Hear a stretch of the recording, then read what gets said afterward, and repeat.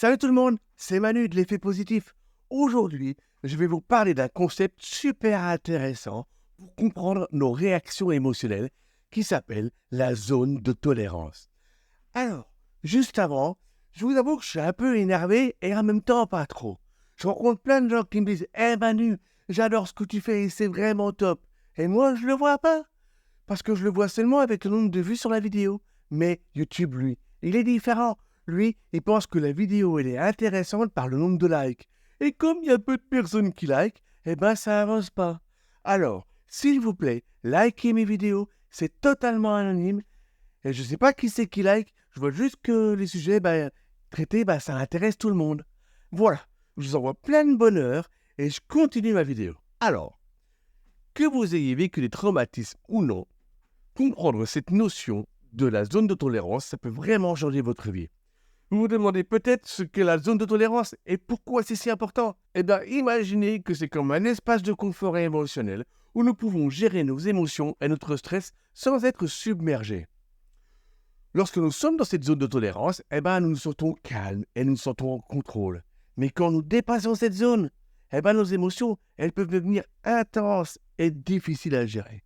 Pour rendre cela plus concret, laissez-moi vous raconter l'histoire d'une jeune fille que j'appellerai Éléonore. Elle a traversé de nombreux traumatismes dans son enfance jusqu'à ses 18 ans. Et ça a profondément affecté son comportement et ses émotions. Sa nouvelle famille, qui l'a accueillie avec amour, elle ne savait pas trop comment gérer ses réactions et elle a décidé de me demander de les aider. Ils ont compris que pour vraiment aider Éléonore, ils devaient d'abord comprendre ce qui se passait dans son cerveau. Dans cette vidéo, je vais développer le concept de zone de tolérance, d'hypoactivité et d'hyperactivité. Et je vais faire un rappel sur le cerveau automatique, comme quasiment à chaque fois. Et je vous raconterai comment ça a pu aider Éléonore et sa famille d'accueil. Alors, pour bien comprendre pourquoi Éléonore elle réagit ainsi, il faut parler de notre cerveau automatique et plus précisément de deux parties importantes.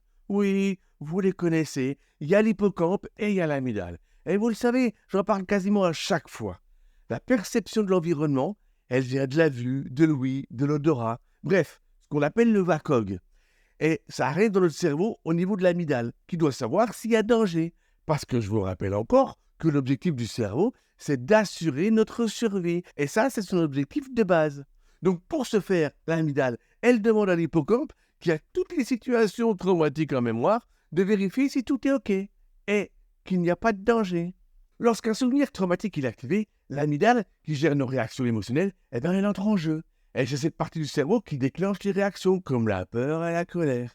Et dans le cas d'Éléonore, ces sautes d'humeur, c'était en fait des réactions normales à ces traumatismes. Sa zone de tolérance, elle était super faible, ce qui veut dire qu'elle se sentait rapidement dépassée par ses émotions. Attends Manu, tu dis que les réactions émotionnelles, elles peuvent être normales après les traumatismes? Je croyais que c'était juste de la faiblesse, moi. C'est une excellente question, Maurice. Beaucoup de gens pensent que ces réactions émotionnelles, elles sont un signe de faiblesse. Mais en réalité, elles sont tout à fait normales. Lorsqu'une personne, elle a vécu des traumatismes, son hippocampe, il garde une trace de ces événements et déclenche des alertes dans l'amygdale chaque fois que quelque chose de similaire se produit. Cela signifie que même des situations qui ne semblent pas dangereuses, elles semblent provoquer des réactions émotionnelles intenses. Juste, faut en prendre conscience. Cela peut déjà faire une grande différence parce que savoir que l'on est victime, c'est aidant. Maintenant, c'est à la personne de se prendre en main pour sortir de sa position de victime. Et ça, c'est sa responsabilité. Bon, j'aimerais maintenant introduire cette notion de zone de tolérance qui vient de la théorie polyvagale que je ne développerai pas ici. L'idée, c'est que lorsqu'on se sent bien, en sécurité l'hippocampe, il laisse tranquille l'amygdale qui est calme et qui laisse les informations monter au cerveau de la réflexion. Si on regarde notre système interne, il fluctue comme ceci, en variant peu en fonction des informations qui proviennent de notre environnement. Et cela peut être plus ou moins fort en fonction de ce qu'il se passe. Cela peut même monter très haut ou très bas, et c'est OK. Maintenant, sur ces fluctuations, on va y positionner des zones de tolérance. Moi, par exemple, elle est comme ça, ma zone de tolérance. Et en réalité, elle est comme ça maintenant parce que je fais beaucoup de travail sur moi. Je me nettoie de mes traumas via l'EFT ou le coaching. On peut être en hypoactivité, ici, qui est activée par la honte ou la tristesse, et en hyperactivité, qui est activée par la peur et la colère. L'hypoactivité, ça se caractérise par un niveau d'activité physique et mentale anormalement bas. Les personnes qui en souffrent, elles peuvent se sentir constamment fatiguées, manquer de motivation et avoir peu d'initiative. C'est comme si leur corps et leur esprit, ils étaient au ralenti. Par exemple, imaginez quelqu'un qui a du mal à sortir du lit le matin, même après une bonne nuit de sommeil, et qui trouve difficile de se concentrer sur des tâches simples. Eh bien, cette personne, elle pourrait être en proie à l'hypoactivité. Et elle peut être causée par plusieurs conditions. La dépression en est une des plus courantes. Les personnes dépressives, elles éprouvent souvent une perte d'énergie et d'intérêt pour les activités quotidiennes. Attends, Manu, est-ce que ça signifie que ces personnes, elles sont simplement paresseuses? Non, Maurice, c'est une fausse idée courante. L'hypoactivité, elle n'est pas due à la paresse, mais à des conditions médicales ou psychologiques sous-jacentes. Ces personnes, elles ont besoin d'aide et de traitements appropriés pour retrouver leur énergie et leur motivation. Et si cette situation elle est passagère, parce qu'il y a un sentiment de honte qui a déclenché tout ça, eh ben, la personne, elle a du mal à s'en sortir seule. Elle peut rester bloquée dans cet état quelques jours. Moi, je l'ai compris. Et lorsque ça m'arrive d'être dans cet état de honte, eh ben, j'arrive pas à dire que ça va pas. Et c'est ma chouchou, elle me dit, je vois bien que ça va pas. Et quelque part, eh ben, ça me tend un fil auquel je me raccroche et ça me permet de remonter et de revenir à la normale. Parce que ouais, j'ai augmenté ma zone de tolérance, mais j'ai encore pas mal de traumas qui traînent. Maintenant, passons à l'opposé, l'hyperactivité. Contrairement à l'hypoactivité, l'hyperactivité se manifeste par un niveau d'activité anormalement élevé. Les personnes hyperactives, elles ont du mal à rester en place, à se concentrer et à contrôler leurs impulsions. Elles sont toujours en mouvement, incapables de se détendre. Cette hyperactivité, elle se caractérise par des sautes d'humeur et de colère instantanées, sans que l'on soit prévenu. Et c'est compliqué quand on reçoit l'hyperactivité de cette personne, qui te hurle dessus alors que ce n'est pas toi le fautif. Mais tu es juste présent au moment où elle dégoupille. Et plus notre zone de tolérance est petite, plus on est insupportable pour les autres. Mais c'est pas de notre faute. Maintenant que nous avons vu pourquoi ces réactions se produisent, eh ben, parlons de ce que nous pouvons faire pour les aider. La première étape, c'est la sensibilisation et la prise de conscience. Lorsque la jeune fille elle a compris que ces réactions étaient normales et liées à ses traumatismes, eh ben, elle a pu commencer à travailler sur elle-même. La prise de conscience, c'est un premier pas essentiel pour élargir sa zone de tolérance. Une fois qu'elle a pris conscience que ces réactions, elles provenaient d'une sortie de zone de tolérance, elle a pu commencer à utiliser des outils pour mieux les gérer. Bien entendu, il existe plusieurs outils pour aider à réguler ses émotions. L'un des plus efficaces, pour moi, c'est le EFT.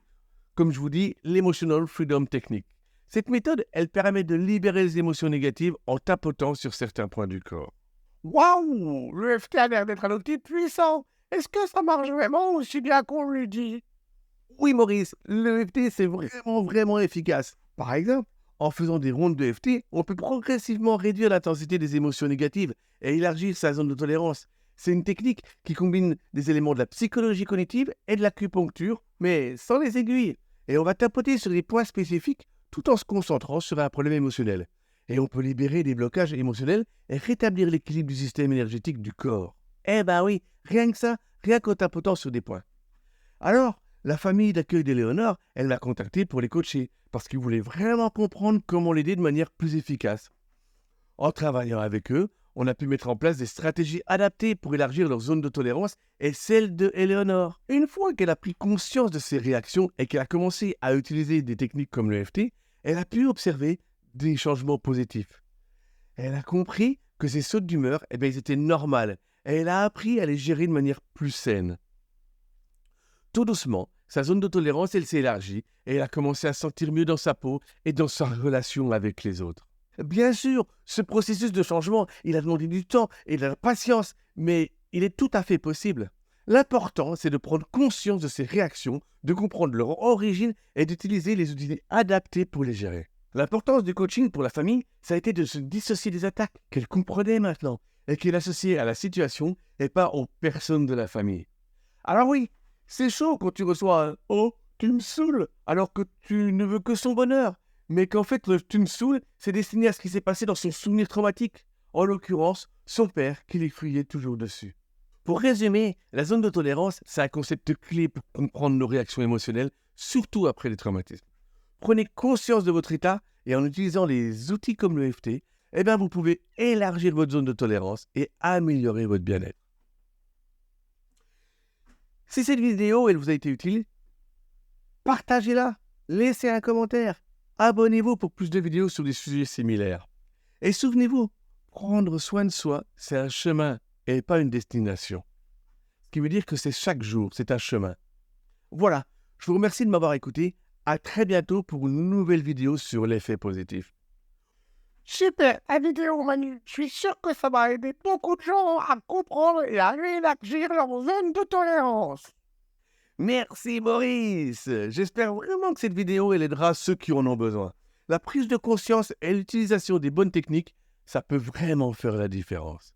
Et si vous aussi vous avez besoin d'élargir votre zone de tolérance ou pour comprendre les réactions émotionnelles de quelqu'un proche, contactez-moi pour un coaching personnalisé. Allez, prenez soin de vous et à très bientôt. Et n'oubliez pas de vous abonner et de cliquer sur la cloche pour recevoir les notifications de nos prochaines vidéos. À bientôt! Sacré Maurice, et merci à vous tous. Et comme à mon habitude, soyez fiers de qui vous êtes et de ce que vous faites. Parce que si j'avais su faire, ou si j'avais pu faire autrement, il est évident que je l'aurais fait, hein, bien sûr. Allez, bonne semaine. Et moi, je suis bien fier de moi quand même, tiens.